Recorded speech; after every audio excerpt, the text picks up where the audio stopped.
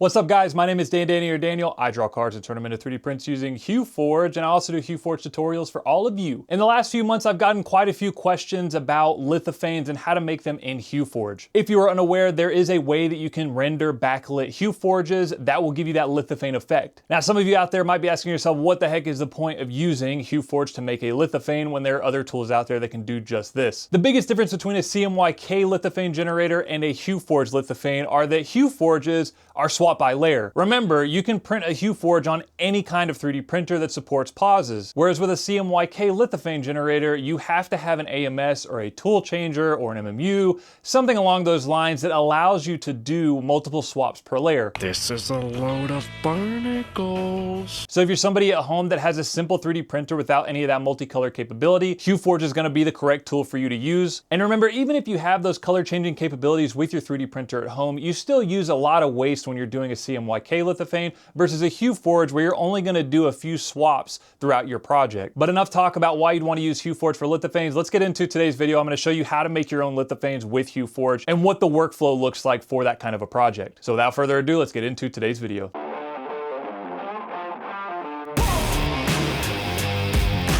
So before we get into today's video, I just want to point out that I have already done a backlit HueForge video. I've done two of them actually on the stained glass HueForges, which is very similar to what we're going to be doing today. So I want you to imagine most of our filament paintings, when we're in HueForge, we're actually rendering this preview of what our print should look like as if there was a spotlight here shining at the project. Okay, that's your front lit mode. You can see here that we have front lit turned on.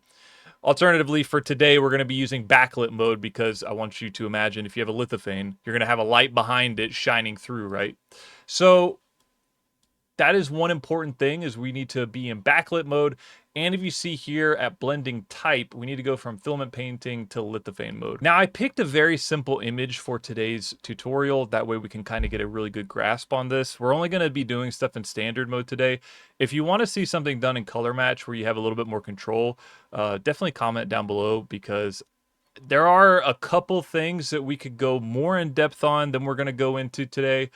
But I tend to try to stick to beginner style tutorials for you guys, especially for the new people that are, first getting into HueForge. So with that out of the way, remember, I say this in almost every one of my HueForge videos, measure the TD of your filaments. It is super important to measure the TD of your filament, especially when you're doing lithophanes in HueForge, because it's more important to know how transparent a filament is. That way we don't, have too opaque of a filament covering up the light, so light can't shine through from behind. And something else about TD that you may have not known is that the actual number here, 4.3 for this Anycubic bright red, that 4.3 means that we would have to print 4.3 millimeters of filament before light stops passing through it backlit. So this should help you to understand why that number is so important. We're going to use more transparent style filaments just for a lithophane and for that purpose. Now, we can absolutely use opaque filaments if we're trying to cover up a color or whatnot, and that'll give you different results, and we can talk more about that as we get into the workflow of today. But generally speaking, we're going to want to use higher TD filaments to get some blending going on. So how do we set up our HueForge? This is typically how it is when we first come into it. Our mesh mode is in combo. We're going to change that to standard for today. Up here at the top left, we've got that front lit and backlit. We've also got slicer view and glow lit. So if we come into backlit, that means that now our light is shining from behind. I'm going to go ahead and delete all of these filaments. You can click on each filament and delete them with your keyboard. We also have that blending type in filament painting. We'll change that to lithophane mode. And you can see here we have the LED color. If you have a specific LED panel, like Bamboo sells some LED panels for their CMYK lithophane generators, you can change the color temperature of those. So for this demonstration, I'm going to be using the LED color Cold White. And you can actually change the intensity of that as well. In order for these two options to actually work, we have to turn on render lit. That way we'll actually render, what different kinds of LED colors we have. So if I come down here to yellow, it'll basically render a yellow light shining from behind, or a magenta. Alternatively, we turn on front lit and it'll basically accomplish the same thing. We don't have any filaments on here, so that's why it's not showing anything just yet. Let's go to backlit, and now we have our LED colors. So the reason that I picked this image today, we're not going to get it one-to-one at all. Remember, HueForge is an artist tool, and especially in standard mode, we're just trying to get a really cool looking project. For this one, I chose it because red, yellow, and orange, that fiery color palette, is a very important thing for you to understand when you're first starting out in HueForge, how those colors blend together. I think it's a lot easier to wrap your head around that particular palette than most others. So I typically recommend that for new people, is to start out with your grayscale and then move into your fiery colors. So we're going to do that here. Let's start off with bringing a red into this. Now with our normal HueForges, we usually start with a dark base and then we work our way up to our lighter colors. Because we're in lithophane mode, we're going to do this the opposite. So let's grab a higher TD red. I've got a 5.8 red. And we're going to bring that up to the topmost. And so you can see here that we've got that up at the top. And so if I bring in another color, let's go ahead and grab a yellow. We can bring in this overture yellow. We'll bring this down low.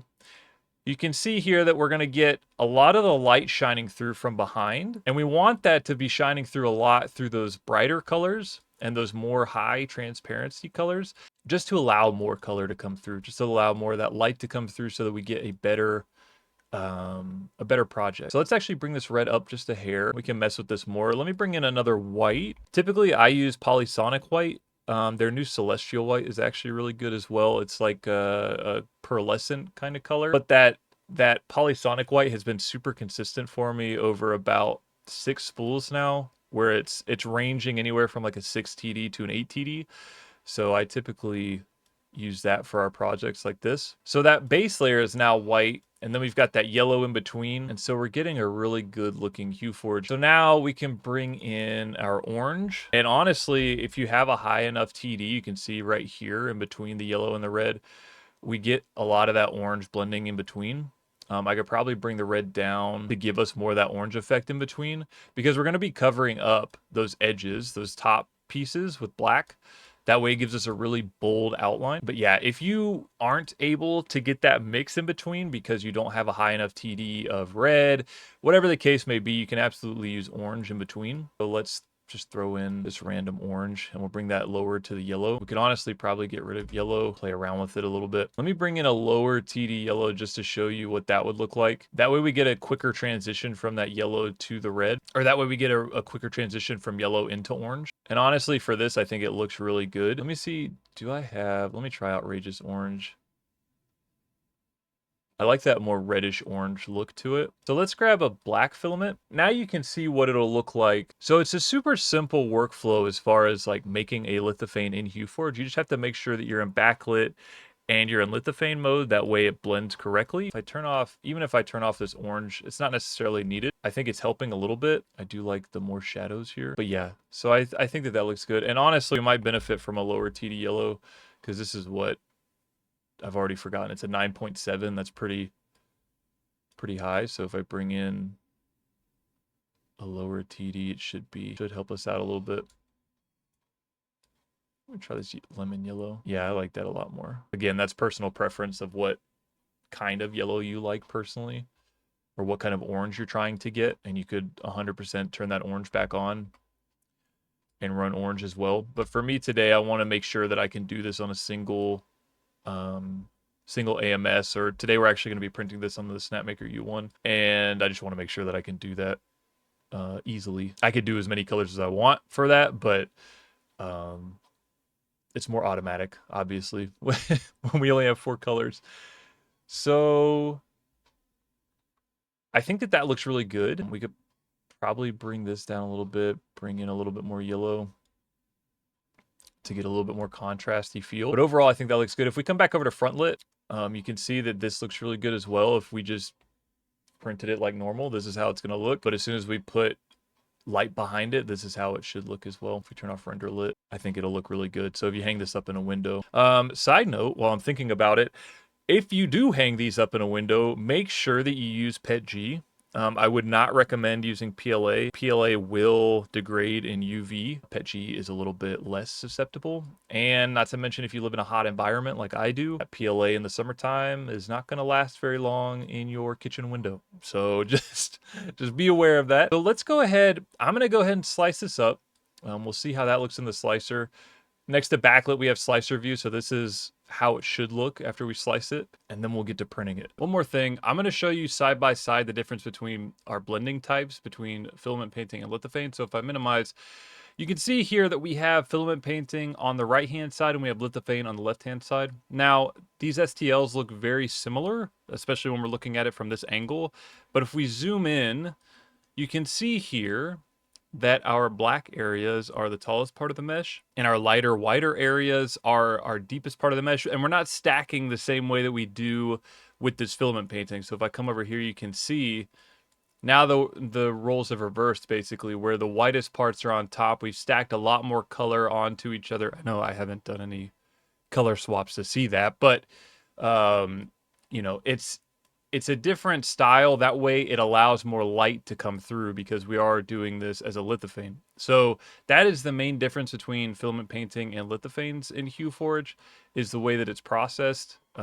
It's processed in a way to allow more light to come through from behind. But I'll go ahead and print these out for you guys so that you can see them side by side.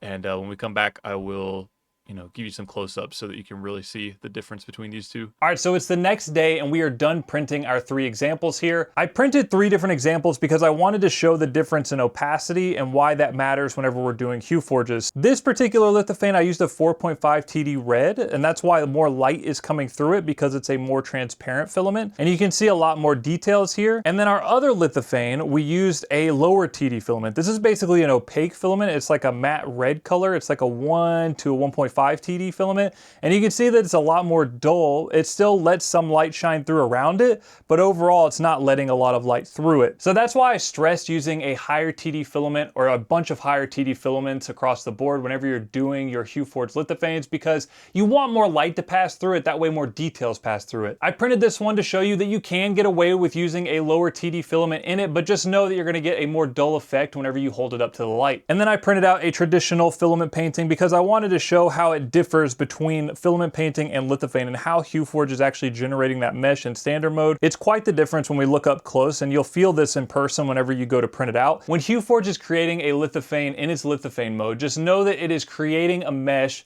with the intent of light being passed from behind it, so it thins out the overall mesh. That way more light can pass through, just how you think a traditional lithophane should behave. And in the tutorial, I didn't really stress how thin the lithophanes are. I mean, obviously you want a thinner print, that way more light can pass through it, but just keep that in mind. If you have a really high TD for like a background or something, you're able to thicken up the HueForge, you're able to thicken up the lithophane, but you just have to play around with settings whenever you're trying to do this, because you don't want it to be super thin, but you don't want it to be overly thick and not let light pass through it. And I want to stress again to use PETG if you're going to be putting these in front of a window, or if you're going to be putting these in front of a really warm light, because you don't want these to warp, of course. And honestly, there are a lot more transparent type filaments for PETG than there are for PLA, so it's easier to find stuff that'll work really well for your lithophanes. So I think that wraps up how to do a lithophane in HueForge. Again, comment down below if you want to see me do a more in-depth video on this, like in color match mode. The people that have been asking me just wanted a general style video to kind of explain the process, and I mean, you can get really crazy with it in color match, just like we did with the stained glass HueForges, but I just wanted to give you guys a general gist of how to use lithophane mode and what it's doing differently than the filament painting. Huge shout out to all of my Patreon supporters and my YouTube members. Without you guys, videos like this would not be possible. Don't forget to like, share, and subscribe, and I hope you learned something.